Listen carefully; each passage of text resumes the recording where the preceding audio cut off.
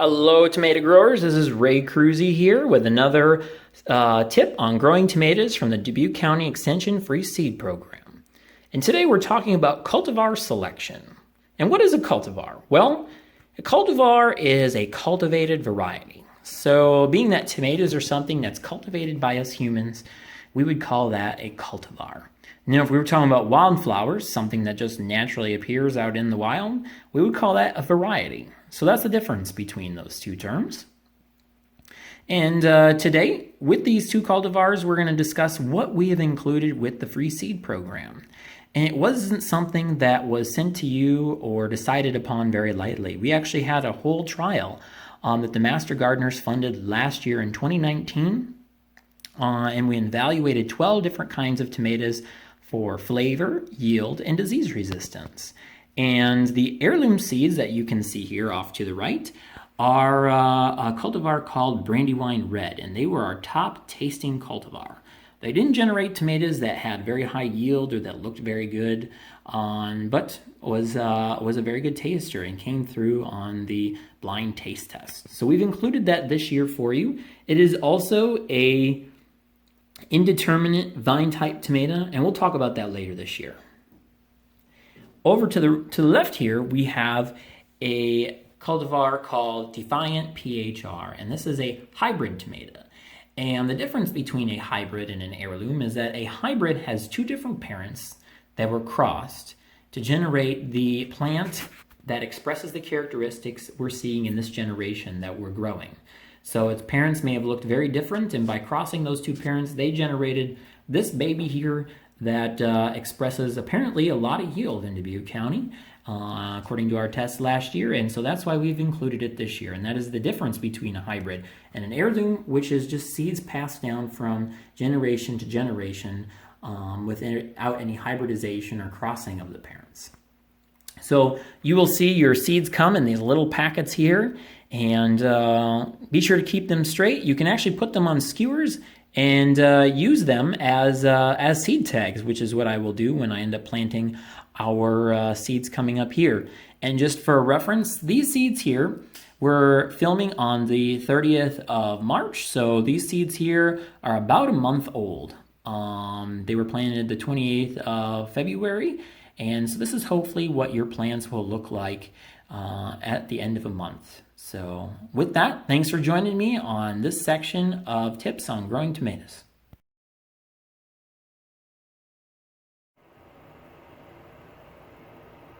Hello, tomato growers. This is Ray Kruse with another tip on growing tomatoes. This one is in relation to container selection. What you can see in front of me here is a 72 cell flat, transplant flat.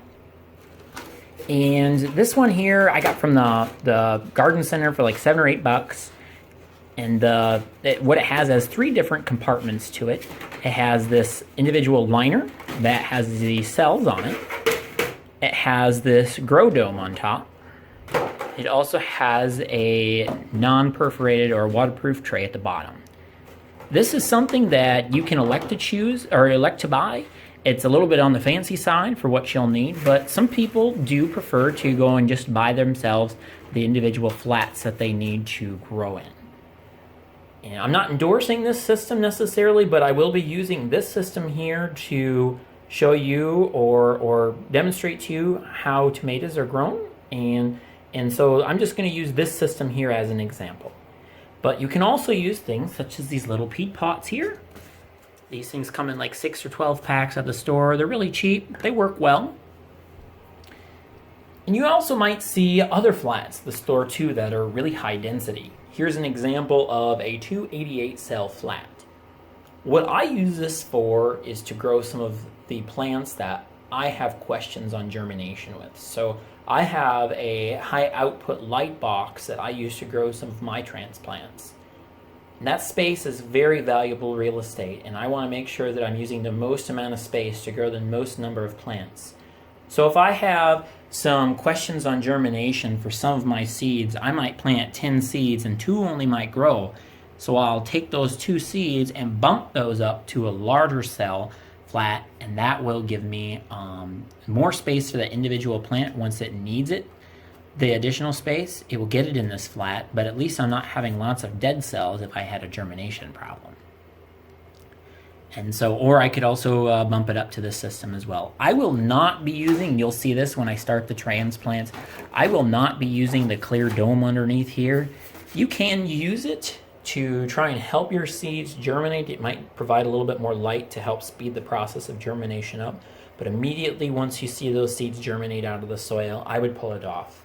It creates a really high humid environment for disease to thrive and eventually take over your tomatoes if there's any present. And there's not really a lot of benefit after your seeds emerge to having it there. So I would recommend taking that off. But this is what I'll use as an example to demonstrate to you all, because I'll be growing tomatoes right along with you, and this is just what I'm going to use for growing the tomatoes. So with that, thank you very much for joining me on that tip, and we'll see you in the next video.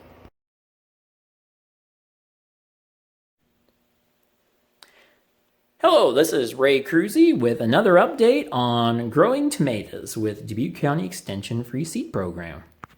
And today we're talking about seed starting media. And so what we're looking for when we go to the store is something for our little itty bitty tomato seeds to sprout in and grow for just a short bit of time. Might provide us a little bit of nutrition, but just for a short bit of time. And when you go to that garden center, there are so many options. There's potting mix, potting soil, there's topsoil, there's garden soil, there's seed starting mix, there's perlite, vermiculite, there's all these different things. There's sphagnum peat moss even. And, you know, what is it that we really need? Well, just something that we're basically looking for, and this is probably the premium end of stuff, is something called a seed starting mix. And what seed starting mix is it's primarily what we call an organic material or a plant-based material. It's got a lot of sphagnum peat moss in there and some perlite, maybe some vermiculite in there. But the key thing with this is that it's very fine and almost powder-like. And it provides us a lot of what we call seed-to-soil contact so that our seeds can access the water that this material is holding on to and give them the needed water that they need to sprout and grow. It might provide a little bit of nutrition, but we're not too concerned about that at this point in time. We're more worried about getting that seed off to a good start. And that's what this does. A lot of your small seeded crops like celery would do well in this, or celeriac. Tomatoes would also do well in this, especially well in this. But you can get by with some other things for tomatoes. So this is a very expensive premium option, but works well. The next thing is what we call potting mix. And potting mix is something that is, again, it's organic based, primarily plant based. So they're in here, there's a little bit of compost. There you can see there's some larger bark pieces. And that's what sets this potting mix apart from this seed starting mix, is that this potting mix has these larger pieces of bark in it, like this here and things like that, and a lot of the same properties, almost the same exact thing except for the size. And you can actually create seed starting mix from potting mix if you just sift out the fines. You could do that with a colander or a little kid's sandbox strainer or something like that, and sift out the fines and have the exact same product. This year I'm going to grow our tomatoes, or start our tomatoes in this material. I'm not going to sift it or anything.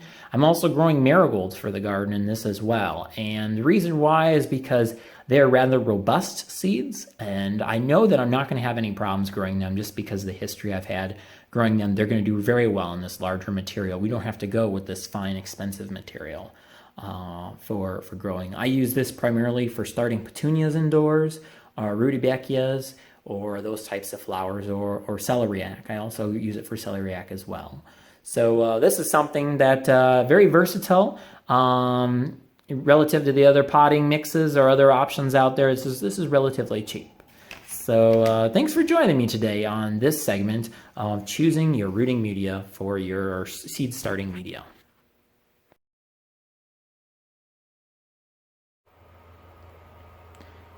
Hello, tomato growers. We are here for the big moment. We are going to plant our tomatoes for the growing season. It's an exciting time You can't see it out, but outside today was just a beautifully sunny day, and we're going to have a lot more of them. So what a great way to start the season.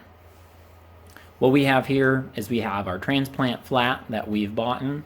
We have our seeds that you should have gotten in the mail. For marking sticks, I'm just using a couple twigs of red oyster dogwood. We've got some potting mix in the back that we also purchased. We've got a watering device. You could use a Dixie cup. I do a lot of transplant starting myself, so I just have this sprayer that I use. Let's get started. So I've already cut out. You've only got 10 seeds in the mail, but I'm going to be using a pair of 12 cell flats, or some 12 cell flat rather. I've cut that out. And like I also mentioned earlier, we're not going to use this clear dome. So going back to our little transplant tray here, just to keep things contained and the mess contained, we're going to plant right here in the tray, and we're going to dump our potting mix right here into this. And there's going to be some overflow here, that's okay. That is intended for us here. So, like I had mentioned, potting mix often contains little twigs and pieces of bark. You can see this here.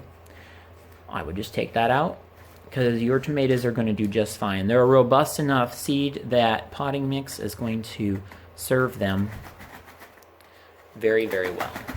So I'm just tamping this a little bit here. Like you can see, this cell here has a little bit less potting mix in it, so we're going to fill that up and get that all leveled out there. We're going to get things tamped down a little bit. So we're going to start with our hybrid seeds on the right here, and we're going to dump these out right here on the ground. We should have 5 individual little seeds here. Yeah. And so we have them right here. They're kind of hard to see in the camera, but what we're going to do is we're going to poke a hole in our little transplant tray here, and it only needs to be a 1/4 inch deep. You can go up to 1/2 inch. They don't really need to be in that deep. But this material here for potting is very, very forgiving. We're going to poke those little holes in there. There we go. And then we're going to go down here and grab a seed here. Put it right there in the hole. And I'm trying to multitask here, and it's not. Okay. It's not the easiest for me to multitask.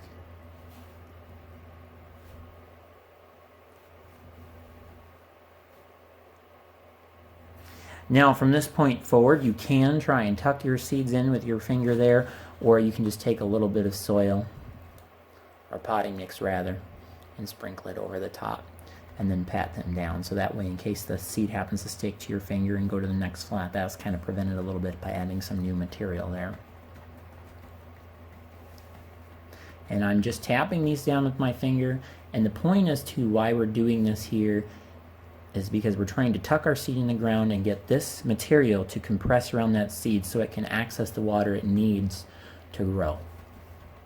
So at this point here, fertilizer and nutrients aren't such a big concern.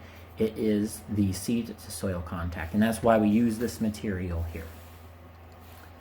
Like I said, we're going to get creative with our labels, and we're going to take this hybrid seed packet here, and we're going to make it into our label. So I've got some tape here that I'm going to grab off that I already cut here,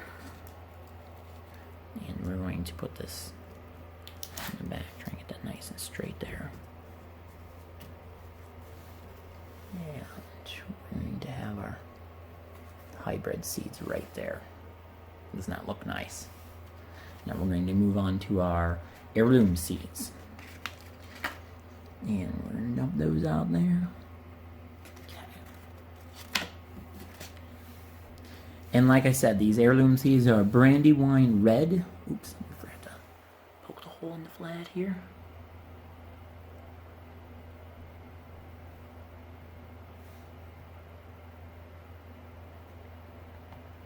Sometimes you'll encounter a small clod of soil, and that's okay. What we're going to do is we're going to pry that out there, And we're going to give ourselves some new softer mix in there, just because that's part of this potting mix here. And that's okay for seeds and stuff like that. As long as we kind of keep an eye on to what we're planting into, potting mix is totally acceptable. It's a lot cheaper than seed starting mix. And for the home gardener that's trying to do things a little bit on a budget, this is a great way to approach this.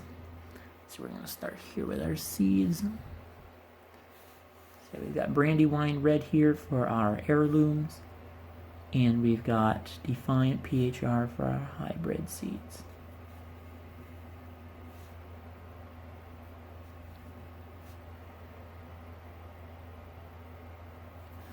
So again, I'm just going to take some of this material here and sprinkle it on top.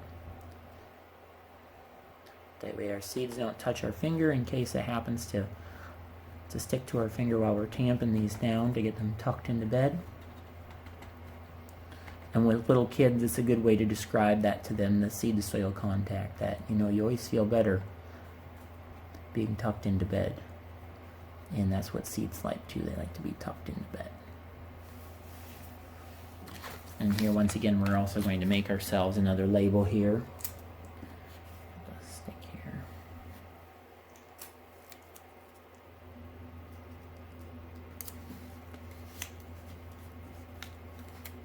That turns around in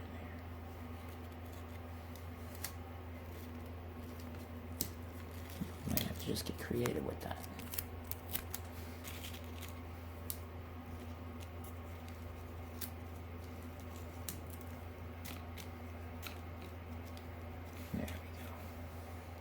Oh, it's upside down.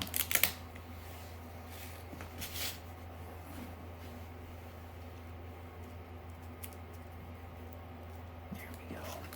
Now it's right side up. There we go. Doesn't that look nice?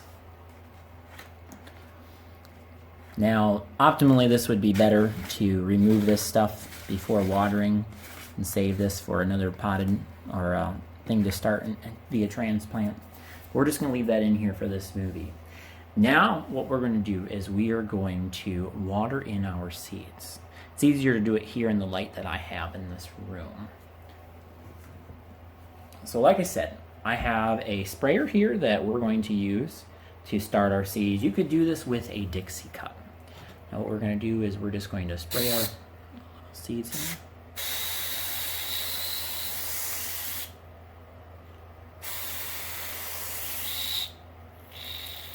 Now you might notice that I'm giving us small little breaks here while we water these in, because some of the water is transferring from one cell to the other. And in the event that we have a seed that happens to float and go to another cell, we don't want that to happen. So that's why I'm giving this a little bit of a break here between sprays, so we don't apply too much at one time. But yeah, we're going to water these in like this here. Now, the first time we water in here, we're going to give these a soaking drench. That way the whole entire cell is wet. That way, if we happen to just add a little bit of water to the top of the cell and all that water happens to be pulled to the bottom of the cell where it's dry, then our seed's lacking the moisture it needs. So for this, once we get things planted here, we're going to give everything a soaking drench. And we're going to continue to give this water here until we see it come out the bottom. Like I said, you can do this with a Dixie cup. You don't need a sprayer. And usually I'm doing a larger flat where I can activate this or pull the trigger here on this and make this go a little faster. But trying to make this something so that it's appropriate for you at home to experience as well.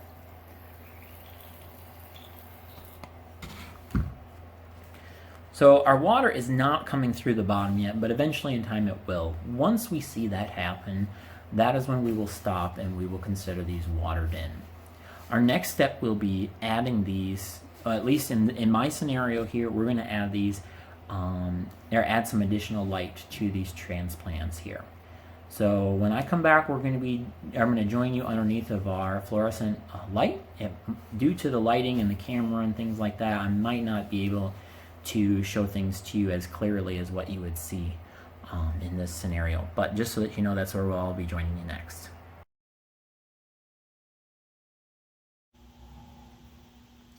This is Ray Kruse with one of your last video tidbits on growing tomatoes here.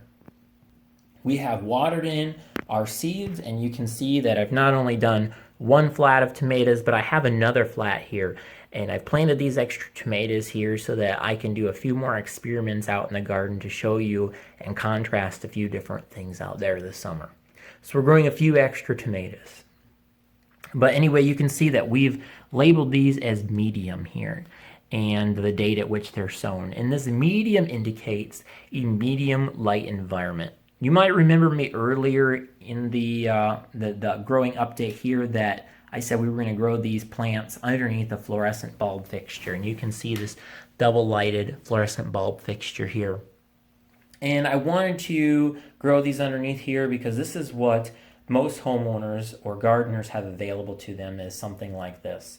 They have the garden not topsoil, the potting mix, they have the flats, and you can get lights and things like that all at your local garden centers and hardware stores. I know ours in town here, the ladies there are very helpful and always willing to help out.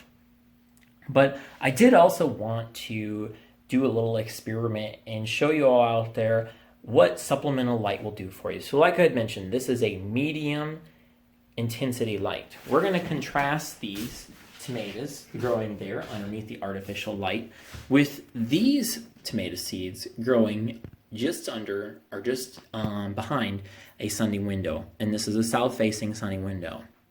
And these tomatoes will turn out just fine for you if you don't have supplemental light. But like I said, I just wanted to show you and contrast the difference as to what you will see. We're also going to contrast these seeds here with something that a typical gardener will not have, and this is a high intensity light system here. And that's what the high indication is here on these packets. So we're going to see what a low, medium, and high light intensity situation would provide and how those transplants are going to look different coming out just by altering the light. We're going to water these transplants every 3 to 4 days, most likely, somewhere around there whenever the soil looks a little bit dry. We're going to water them a little bit more under the lighted situation as opposed to just the natural light. With that, this is all I have. Enjoy growing for the next 2 to 3 weeks, and you can look for update number 2 on growing tomatoes for this summer. With that, I appreciate you tuning in, and good luck to you.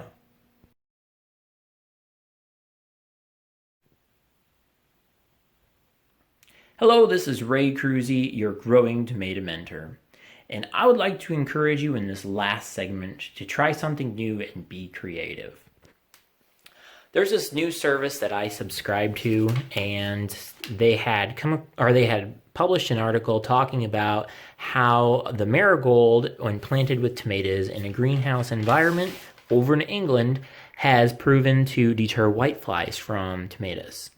And you know what? This got me thinking, you know what? What if there's some other insect plant interaction with companion planting? And though I don't have any other supporting information to try this got me wondering, and I wanted to try it myself. So this year I decided to get creative and plant some marigolds that I'm going to interplant with the tomatoes this year and just observe and have some fun. I get a lot of questions working at the extension office about companion plantings, and there isn't a lot of supporting research for this, and I can't directly endorse a lot of what they call old day sayings or things like that, just because I don't have supporting university information to back that up. However, it's great to try and check it out yourself and see what you think, and that's what I'm doing, and I want to encourage you to do the same. I know part of this program is helping to teach you different growing techniques for growing tomatoes in Northeast Iowa. And I hope that I can bring you some new ideas, but at the same time too, I don't want to exclude any ideas that you might have to try out. So if you have any questions or anything like that, feel free to give me a call or email me at the Dubuque County Extension Office, and I'll get back to you and share my thoughts with you. With that, I appreciate you joining us this year for the 2020 Free Seed Tomato program, and with that, we'll see you in the next tomato growing update. Have a good day.